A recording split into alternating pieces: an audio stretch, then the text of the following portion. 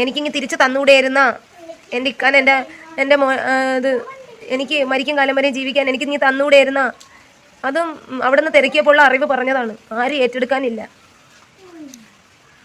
ഹിന്ദുമതമായതുകൊണ്ട് ഇസ്ലാമിൽ നിന്ന് പുറന്തള്ളി.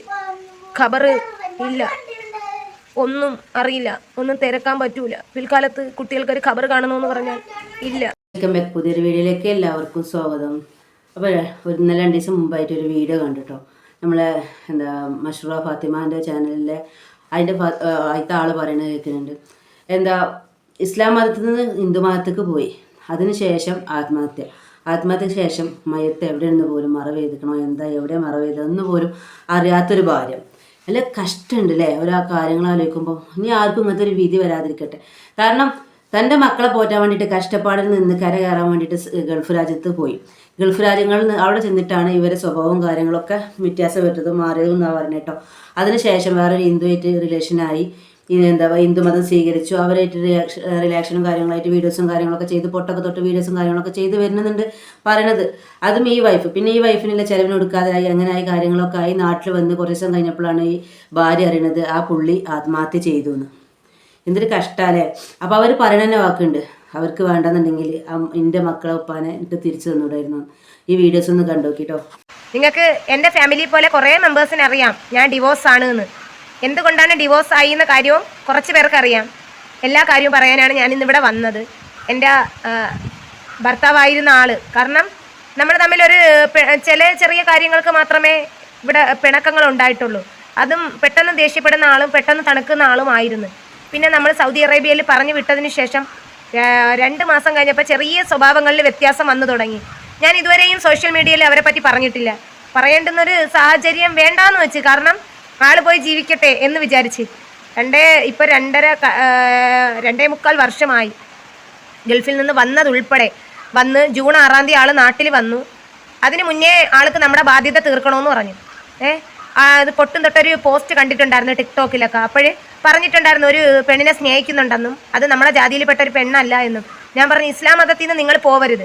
ആരെ ജാതിയിൽ വേണോ, നമ്മളിപ്പോൾ ജാതി മതത്തിനെയും പറ്റി പറയണല്ല. എൻ്റെ ഭർത്താവ് എന്ന് പറയുന്ന ആള് ഇസ്ലാമാണ്, മുസ്ലിമാണ്. അപ്പോഴേ ഞാൻ പറഞ്ഞു നിങ്ങൾ അങ്ങനെ ഒരു ഇതിൽ പോവരുത്. പിന്നെ എൻ്റെ ഇക്കാക്ക് 29 വയസ്സ് പൂർത്തിയായി, പക്ഷേ 30ാമത്തെ വയസ്സ് കറക്റ്റ് പ്രായം എന്ന് പറഞ്ഞാൽ 30 വയസ്സാണ് ആൾക്ക്. ഈ ആള് ഇസ്ലാം മതത്തിൽ നിന്ന് പോയി കഴിഞ്ഞ ജൂൺ മാസം 6-ാം തീയതി ആൾ നാട്ടിൽ വന്ന്. അതിനുശേഷം അതിന് മുന്നേ വരെ കുട്ടിക്ക് 3500 രൂപ ചെലവിന് തരുമായിരുന്നു. ഈ 3500 രൂപ ചെലവിന് തരുമ്പോഴത്തേക്ക് എൻ്റെ നമ്മൾ വിളിക്കുകയും പറയുന്നില്ല, എൻ്റെ അക്കൗണ്ടിലാണ് വരുന്നത്. പക്ഷെ അതിനുശേഷം ഈ റബീഉൽ അവ്വൽ 1-ാം തീയതി രാവിലെ എനിക്കൊരു ഫോൺ കോൾ വരുന്നു, ഷംസുദ്ദീൻ ആത്മഹത്യ ചെയ്തെന്ന്. ഞാൻ പടച്ചോനെ ചാടി എണീച്ച്. അപ്പോഴിവരെ ഒരു ഫ്രണ്ട്സൊക്കെ ഉണ്ടായിരുന്നു, ഒരു അന്യ പരിചയത്തിൽ. കാരണം എന്ന് വെച്ചാൽ ഞാൻ യൂട്യൂബ് ചാനൽ എനിക്കുണ്ട് എന്നുള്ള കാര്യം ഷംസ് പറഞ്ഞിട്ട് കുറച്ച് ഫ്രണ്ട്സുകൾക്ക് അറിയാമായിരുന്നു. അങ്ങനെ ഞാൻ അവരെ വിളിച്ച് ചോദിച്ച് ഇങ്ങനെ ഒരു ന്യൂസ് കേൾക്കുന്നു, ആത്മഹത്യ ചെയ്തതാണോ? അവർ പറഞ്ഞില്ല, നമ്മുടെ ഉറക്കത്തിൽ കിടക്കുകയാണ്. അപ്പം ഞാൻ പറഞ്ഞ് അപ്പോഴവർ പറഞ്ഞ് നമ്മൾ തിരക്കിയിട്ട് പറയാം. പക്ഷേ കുറച്ച് കഴിഞ്ഞിട്ട് ന്യൂസ് സത്യമാണ്, ആത്മഹത്യ ചെയ്തു. അത് എന്ത് കാരണമാണ് എന്ന് എനിക്കറിയില്ല. പക്ഷേ ഈ ജൂൺ 6-ാം തീയതിക്ക് ശേഷം എൻ്റെ കുട്ടിക്ക് 1 രൂപയും എനിക്കോ നമുക്ക് ആർക്കൊരു ചിലവോ ഒന്നും തന്നിട്ടില്ല. വേണ്ട, നമ്മൾ ഒരു കേസിനും ഒന്നിനും പോയിട്ടില്ല. എൻ്റെ അടുത്ത് പറഞ്ഞതിനാണ് ഞാൻ എൻ്റെ ഇഷ്ടത്തിന് ഏതിലാ ജീവിക്കട്ടെ. ഞാൻ പറഞ്ഞു ജീവിച്ചോ, സന്തോഷമായിട്ട് ജീവിച്ചോ, ഞാൻ ഒരു തെറ്റും കുറ്റത്തിനൊന്നും വരൂല. ഞാൻ റബ്ബറും പാലെടുത്തും. ഈ റെൻ്റ് തന്നെ 3500 രൂപയാണ്.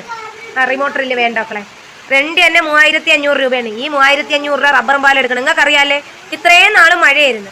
ഫെബ്രുവരി 10-ാം തീയതി പാലെടുപ്പ് നിന്നതാണ്. ഇപ്പം ഈ മാസം 2 പാലെടുപ്പ് കിട്ടി. പിന്നെ അതിന് കഴിഞ്ഞ മാസം 10-11 പാലെടുപ്പ് കിട്ടി. എങ്ങനെ നടക്കും? നമുക്ക് ഒരു ആവശ്യങ്ങൾ പോലും നിറവേറൂല. പിന്നെ അറിയാല്ല, ചെറിയ മക്കളാകുമ്പോൾ അസുഖങ്ങളൊക്കെ വരും. പിന്നെ ഒരു കാര്യം, ഈ ഡിവോഴ്സ് ആയതിനു ശേഷം ഞാനൊരു ശല്യത്തിനും പോണ്ടാന്ന് വിചാരിച്ച ആളിൻ്റെ ഇഷ്ടം എന്നെ സോഷ്യൽ മീഡിയയിൽ മൊത്തം ഐഡിയൊക്കെ മാറി ഹിന്ദു മതത്തിൽ പൊട്ടും തൊട്ട് എല്ലാം നിൽക്കുന്നത് കണ്ട് അമ്പലത്തിൽ വെച്ചായിരുന്നു കല്യാണം. പക്ഷേ ഈ ആത്മഹത്യ ചെയ്യുന്നതിന് തൊട്ട് മുന്നേയും ഫ്രണ്ട്സുകളൊക്കെ പറഞ്ഞതെന്ന് വെച്ചാൽ ഭയങ്കര ചീത്തവിളിയും പ്രശ്നവും ആയിരുന്നു എന്നാണ് പറഞ്ഞത്. പക്ഷേ ഈ ആത്മഹത്യ റിപ്പോർട്ടിൽ ആദ്യമേ ആൾ ഒരു പത്ര കട്ടിങ്ങിൽ ഉണ്ടല്ലേ, ആദ്യമേ ആൾ മെഡിക്കൽ എടുത്ത് ഫെയിലായി, 2ാമത് മെഡിക്കൽ എടുത്ത് ആ മെഡിക്കലും ഫെയിലായി എന്നാണ് പറയുന്നത്. കൂട്ടുകാരൻ്റെ വീട്ടിലാണ് ആത്മഹത്യ ചെയ്തത്. ഞാൻ ഇന്ന് എത്ര ദിവസമായി എന്നറിയാമോ സങ്കടപ്പെട്ടിട്ടിരിക്കുന്നത്. എനിക്ക് എപ്പോഴെങ്കിലും ഇസ്ലാം മതത്തിൽ നിന്ന് പോയി എന്നിട്ട് എനിക്ക് വിശ്വസിക്കാൻ പറ്റിയില്ല. പക്ഷെ ഞാൻ ഇതുവരെ ഇവിടെ എല്ലാം കിടന്ന് കറങ്ങിയിട്ട് ഞാൻ ഇതുവരെയും എൻ്റെ കണ്ണിൽ കണ്ടിട്ടില്ല. സോഷ്യൽ മീഡിയ വഴി എല്ലാം ഞാൻ അറിഞ്ഞു. ആർക്കും ഈ ഗതി വരരുത്. എൻ്റെ കണ്ണീര് തോരുന്നില്ല. ഈ വീട്ടിൽ നിന്ന് ജീവിക്കാൻ വേണ്ടി പറഞ്ഞു വിട്ടതാണ് ഹൗസ് ഡ്രൈവറായിട്ട്. എൻ്റെ ജീവിതം, എൻ്റെ ജീവൻ, മക്കളെ ഒന്ന് മിണ്ടാരി മക്കളെ, എൻ്റെ ജീവിതം, എൻ്റെ ജീവൻ മൊത്തം കൊണ്ടുപോയി. ഞാൻ എന്താ നിങ്ങളുടെ അടുത്ത് പറയേണ്ടുന്നത്? ഞാൻ അതുകൊണ്ടാണ് വീഡിയോസ് ഒന്നും ഇടാത്തത്. ഞാൻ അവളെ വിളിച്ചിട്ടുണ്ടായിരുന്നു, ആ സ്ത്രീയെ വിളിച്ചിട്ടുണ്ടായിരുന്നു. എന്തേ എനിക്കിങ്ങ് തിരിച്ച് തന്നുകൂടെയായിരുന്ന എൻ്റെ ഇക്കാൻ, എൻ്റെ ഇത് എനിക്ക് മരിക്കും കാലം വരെ ജീവിക്കാൻ എനിക്കിങ്ങ് തന്നുകൂടെയായിരുന്ന. അതും അവിടെ നിന്ന് തിരക്കിയപ്പോഴുള്ള അറിവ് പറഞ്ഞതാണ്. ആരും ഏറ്റെടുക്കാനില്ല. ഹിന്ദുമതമായതുകൊണ്ട് ഇസ്ലാമിൽ നിന്ന് പുറന്തള്ളി. ഖബർ ഇല്ല, ഒന്നും അറിയില്ല, ഒന്നും തിരക്കാൻ പറ്റൂല. പിൽക്കാലത്ത് കുട്ടികൾക്കൊരു ഖബർ കാണണമെന്ന് പറഞ്ഞാൽ ഇല്ല, ഒന്നുമില്ല. ജീവിച്ചിരുന്നപ്പോൾ നമുക്ക് സന്തോഷം തന്നിട്ടുണ്ടോയെന്ന് ചോദിച്ചാൽ സന്തോഷം തന്നിട്ടുണ്ട്. ദുഃഖം 2 വർഷം ഞാൻ നിൽക്കോളേ നെജിയെ എന്ന് പറഞ്ഞിട്ടാണ് ഇവിടെ നിന്ന് പോണത്. നാട്ടുകാരെ പരിഹാസവും എല്ലാം കൊണ്ടും വയ്യ. ഇന്ന് എത്ര ദിവസമായി എന്നറിയാമോ ഞാൻ നല്ലതുപോലെ ഒന്ന് ഉറങ്ങിയിട്ട് ഭക്ഷണം കഴിച്ചിട്ട്. ഇന്ന് റിലേറ്റീവിൻ്റെ ഒരു കല്യാണം ഒരു ഒഴിക്കാൻ പറ്റാത്ത പോയിട്ട് ഇത് അപ്പം തന്നെ തിരിച്ചു വന്നു. ഞാൻ ആരെടുത്ത് എന്തെന്ന് പറയും? എൻ്റെ മക്കളെപ്പോഴും പറയും നമ്മുടെ വാപ്പച്ചി തിരിച്ചു വരും. ഞാൻ എന്താണ് പറയേണ്ടെന്ന്? ഞാൻ അവൾക്ക് ഒരു കുഴപ്പമില്ല. കാരണം എന്ന് വെച്ചാൽ അവർ 2 മാസമേ ജീവിച്ചോളൂ. ഒരു സൈക്കോ പോലത്തെ ഒരാളായിരുന്നു. പോസ്റ്റ്മോർട്ടം റിപ്പോർട്ടിൽ ഒരു ചെറിയ കയറിലാണ് ആത്മഹത്യ ചെയ്തത്, അതും കൂട്ടുകാരൻ്റെ വീട്ടിൽ. ഇസ്ലാമിൽ നിന്ന് പോയല്ല പടച്ചോനി എന്നാണ്. ഞാൻ കുറേ ദിവസത്തിന് മുന്നേ എനിക്ക് കണ്ണീര് മാത്രമെന്ന് പറഞ്ഞൊരു തമ്പലയും കൊടുത്തിട്ട് ഞാനൊരു വീഡിയോസ് ഇട്ടിട്ടുണ്ടായിരുന്നു. എന്ത് പടച്ചോനെ എന്നെ മാത്രം ഇത്രയും പരീക്ഷിക്കണത്? എല്ലാവരും പറയണത് നിനക്ക് വീടായില്ലേ, നിനക്ക് മക്കളില്ലേ? വീടും മക്കളും മാത്രം മതിയാ? നമ്മളെ സ്നേഹിച്ച നമ്മളെ മക്കളെ ഉപ്പാനെ നമുക്ക് വേണ്ടേ? അതുകൊണ്ട് അന്നും ഇന്നും വിവാഹം കഴിക്കാത്ത ഒറ്റ കാരണം എന്തെന്നറിയുമോ? ജീവന് തുല്യം സ്നേഹിച്ച് എൻ്റെ ജീവിതവും പോയി, ജീവനും പോയി, എല്ലാം പോയി. ഈ ബന്ധം തീർന്നപ്പോഴും എൻ്റെ ഇക്കൻ്റെ ബന്ധം തീർത്തതിന് ഒരു രേഖയുമില്ല. ആ ഇക്കൻ്റെ ഇഷ്ടപ്രകാരം തന്നെയാണ് ഞാൻ പള്ളി സമക്ഷത്തിൽ എഴുതി ഒപ്പിട്ട് കൊടുത്തത്. എനിക്ക് യാതൊരു ബാധ്യതയും ഇല്ല. അവർ പറഞ്ഞ ആ ഡയലോഗ് വെച്ചിട്ട് തന്നെ അപ്പോഴും എൻ്റെ കണ്ണീരിറ്റേ വീണോളൂ. ആ എഴുതുന്നതിന് കുറച്ച് മുന്നേ ഞാൻ വിളിച്ചിരുന്നു. അവർക്കൊരു സങ്കടവും ഇല്ല. അടിച്ചു പൊളിച്ച് കല്യാണം നടത്തി, ഫേസ്ബുക്ക് മൊത്തം പോസ്റ്റ് ചെയ്ത്. എന്തിനു പടച്ചോനെ ഇസ്ലാമിൽ നിന്ന് പോക്കിയത് എന്ന് ചോദിച്ചാൽ എനിക്കറിയില്ല. എന്താണ് കാരണമെന്നും എനിക്കറിയില്ല. അന്നും ഇന്നും ഞാൻ തീ തിന്നെയാണ്. ഈ വീട്ടിൽ നിന്നാണ് പോണത്, പറഞ്ഞു വിടണത് ജീവിക്കാൻ വേണ്ടി. ഇപ്പോഴും വന്നിരുന്നെങ്കിൽ ഹാപ്പി ആയിട്ട് ഹൗസ് ഡ്രൈവർ ആകുമ്പം നാട്ടിൽ വന്നിട്ട് പോകേണ്ടിയുള്ള സമയമായി.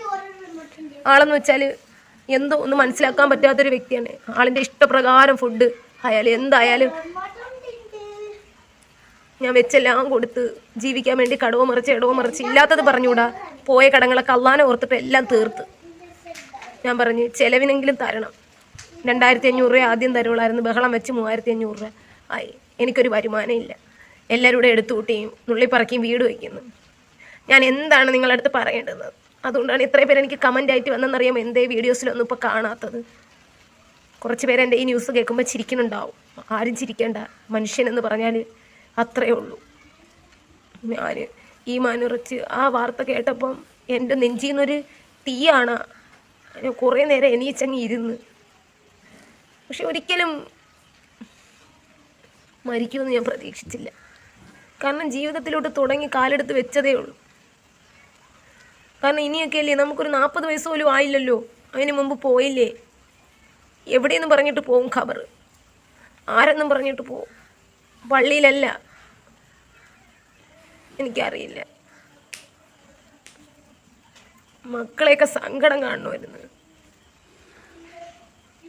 ആര് ഫോൺ വിളിച്ചിട്ട് പോലും ഞാൻ എടുക്കൂലായിരുന്നു. ഇപ്പോഴും ഞാൻ ഓക്കെ ആയിട്ടില്ല. എൻ്റെ കൂടെ ഉണ്ട് എന്നൊരു തോന്നലുണ്ട് ഇടയ്ക്കിടയ്ക്ക്. ചെയ്തത് തെറ്റായി പോയി എന്ന് തോന്നിക്കാണുന്ന ചിലപ്പോൾ നിമിഷം വരും. കള്ളു കുടിക്കുമ്പോൾ ജീവിതത്തിൽ എല്ലാം ചിലപ്പോൾ തലച്ചോറിൻ്റെതെല്ലാം നഷ്ടപ്പെടും.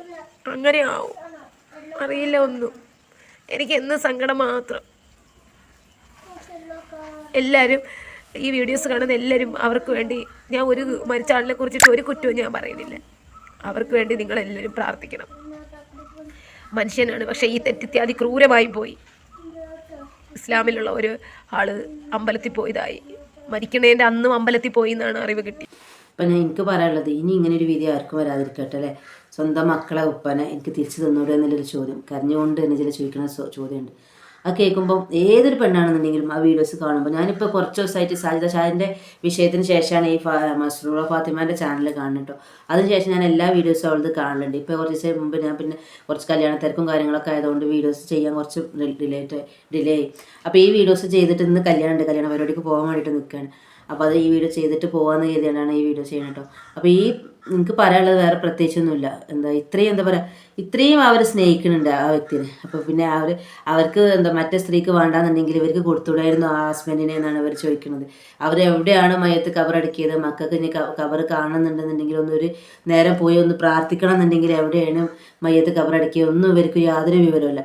അപ്പോൾ ഞാൻ പറയുന്നത്, ഇനി ആർക്കും ഇങ്ങനത്തെ ഒരു വിധി വരാതിരിക്കട്ടെ. ഈ 3 മക്കളെ പോറ്റാൻ വേണ്ടിയിട്ട് ഈ സ്ത്രീ എത്ര കഷ്ടപ്പെടുന്നുണ്ടെന്നല്ലേ നമുക്ക് എല്ലാവർക്കും അറിയാം. ഒരു കുട്ടി ഉണ്ടെങ്കിൽ തന്നെ നമുക്ക് എത്ര ചിലവും കാര്യങ്ങളൊന്നും വരുന്ന സ്കൂളാണെങ്കിലും മദ്രസാണ്, ഏത് ഗവൺമെൻറ് സ്കൂളാണെന്നുണ്ടെങ്കിലും അതിന് നല്ല ചിലവ് വരുന്നുണ്ട്. ഓരോ പ്രൊജക്റ്റ് ഓരോ സാധനങ്ങൾക്കും പറഞ്ഞിട്ട് നല്ല ചിലവ് അതിനും വരുന്നുണ്ട്. എൻ്റെ മക്കളൊക്കെ ഗവൺമെൻറ് സ്കൂളിൽ തന്നെയാണ്. പക്ഷെ ഒരു മക്കളെ പോറ്റാൻ തന്നെ നമുക്ക് നല്ല പാഠം വരുന്നത്. അപ്പോൾ ഈ 3 മക്കളെയും കൊണ്ട് ഇവള് റബ്ബർ പാലും കാര്യങ്ങളൊക്കെ എടുത്ത് ഒരുപാട് കഷ്ടപ്പെട്ടപ്പോൾ പുതിയ വീട് വെച്ചു, അൽഹംദുലില്ലാ. പിന്നെ എല്ലാവർക്കും എന്താ പറയുക, നല്ല ഇഷ്ടമാണ് കേട്ടോ ഈ ഒരു വ്യക്തിനെ, നല്ല ഇഷ്ടമാണ്. കാരണം അവരൊരു അൽഹംദുലില്ലാ മാഷാ അല്ലാ, അത് എപ്പോഴും പടച്ചോനെ സ്തുതിച്ചും കൊണ്ടാണ് അവർ ഓരോ സാധനം കിട്ടുമ്പോൾ, ഓരോ ഗിഫ്റ്റ് കിട്ടുമ്പോൾ, ഓരോന്ന് പറയുമ്പോഴും ഒക്കെ പടച്ചോനെ സ്തുതിച്ചും കൊണ്ടാണ് അവർ പറയുന്നത് കേട്ടോ. അപ്പോൾ അവർ വീഡിയോ കാണാൻ തന്നെ നമുക്കൊരു എന്താ പറയുക പ്രത്യേക ഒരു ഇൻട്രസ്റ്റ് ആണ്. കാരണം നല്ലൊരു എന്താ പറയുക അഹങ്കാരമോ കാര്യങ്ങളൊന്നും ഇല്ലാതെ. അപ്പോൾ ഇവരെ പോലത്തെ ആൾക്കാരെ നമ്മൾ എന്ത് ചെയ്യുക, സപ്പോർട്ട് ചെയ്ത് കൊടുക്കുക. എപ്പോഴും അവർ വീഡിയോസ് കണ്ടിട്ടാണെന്നുണ്ടെങ്കിലും സബ്സ്ക്രൈബ് ചെയ്തിട്ടാണെന്നുണ്ടെങ്കിലും ഒക്കെ സപ്പോർട്ട് ചെയ്ത് കൊടുക്കുക. അപ്പോൾ ഈ വീഡിയോസ് ഇത്രയേ ഉള്ളൂ. കാരണം ഞാൻ ഈ ഒരു വീഡിയോ കണ്ടപ്പോൾ ഞാൻ നിങ്ങളായിട്ട് ഷെയർ ചെയ്യണമെന്ന് കരുതിയിട്ടാണ് ഈ ഒരു വീഡിയോ ചെയ്യുന്നത് കേട്ടോ. അപ്പോൾ കാണാത്ത ആൾക്കാർ, അവരുടെ ചാനൽ കാണാത്ത ആൾക്കാർ ആരെങ്കിലും ഉണ്ടെന്നുണ്ടെങ്കിൽ പോയി സബ്സ്ക്രൈബ് ചെയ്യുക, സപ്പോർട്ട് ചെയ്യുക. ഓക്കെ, അപ്പോൾ ഈ വീഡിയോ ഇത്രയേ ഉള്ളൂ. അടുത്ത വീഡിയോ കാണുന്നവരെല്ലാവർക്കും ബൈ.